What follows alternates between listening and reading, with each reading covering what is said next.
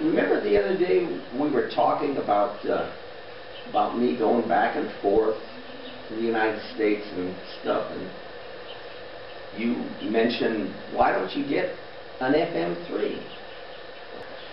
I mentioned to you to get the FM3 due to the fact that you were having to go back to the States every 6 months, which is a long drive, expensive to do, where if you got the FM3, once you have it, you renew it right here in Querétaro or any state that you happen to be in when the FM3 expires, which is in 1 year.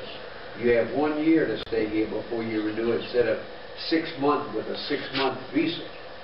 Also, the 6-month visa, if you come back late, you're fined for each day you're overdue.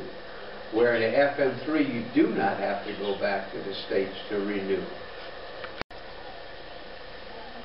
Are there other advantages for having an FM3? There's several advantages. One advantage with an FM3, you have a one-time, you can cross the border with all your household goods and pay no duty on all your furniture. That's one advantage. The second advantage, you're eligible to get IMSS health insurance. You hear the dog, she's even answering these questions. Without an FM3 and just a 6-month visa, you're not eligible to have Mexican health insurance, which is about $270, $280 a year.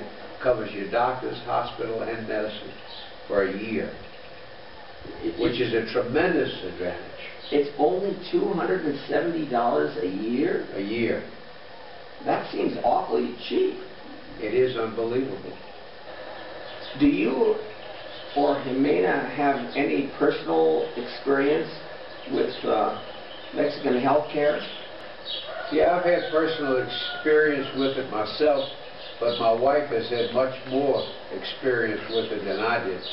I just go in every year for a checkup for diabetes, cholesterol, and I have no diabetes, low cholesterol, and everything is fine with me, my health. But she has had heart problems, and they've sent her to the hospital in San Juan del Rio, and from there they sent her to the big cardiology unit in Mexico City for an angiogram and stress tests and different things for her heart. And the care was really very, very, very well. And in fact, they even pay for your transportation to the hospital. And they send you in a deluxe bus free of charge and bring you back free of charge to your starting point, which is here in Texas. Pete, are there any disadvantages for having an FM3 or an FM2? What about the differences between the FM3 and the FM2? There's advantages and disadvantages to both.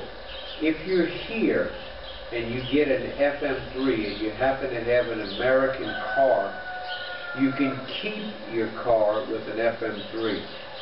If you decide to go to an FM2, which I did, then you have to have a Mexican title car. You either have to legitimate your car, which costs you a lot of money here, and get a Mexican title on it, or either sell it, which I did, and rebought a Mexican new car I purchased when I went to the FM2. The advantage of the FM2 is that after 5 years you can have immigrado status and never have to go back to immigration, never have to fill out any more paperwork. You're done with it for life. And that's the way we went, because we know we're never going to go back to the United States and live. We're very happy here in Mexico.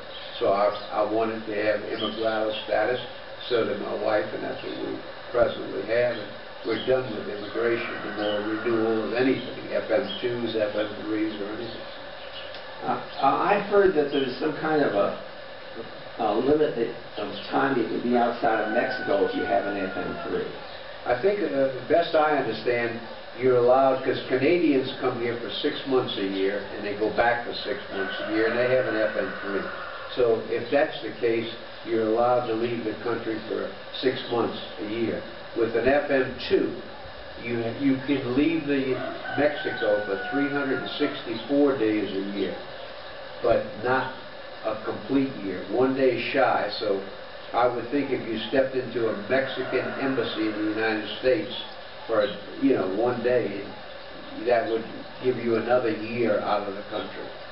But if you go that far to have an FM2 or have immigrata status, I don't think you're going to be out of the country for a year.